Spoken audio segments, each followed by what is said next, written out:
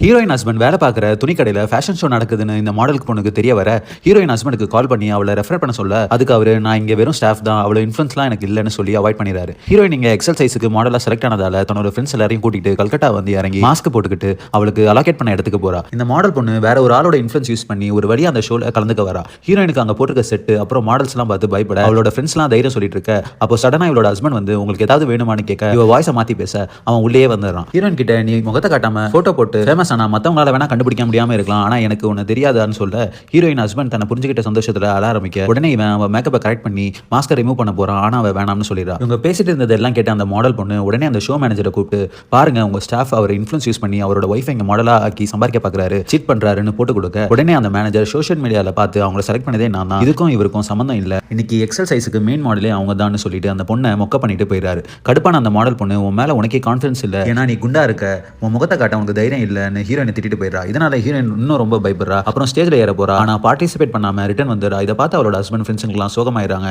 அப்போ அவ சடனா அவ போட்டிருந்த மாஸ்கை கழட்டிட்டு ஃபட்டாஃபட்டின்ற தன்னோட ஃபேஸை காட்டி ஸ்டைலா கிளாமரா நடந்து ஷோவை ஹிட் ஆகுறா. இதை பார்த்து அந்த மாடல் பொண்ணு ஷாக் ஆகி ஓரமா ஒதுங்கி நிக்க ஹீரோயின் கெத்தா போஸ் கொடுக்குறா.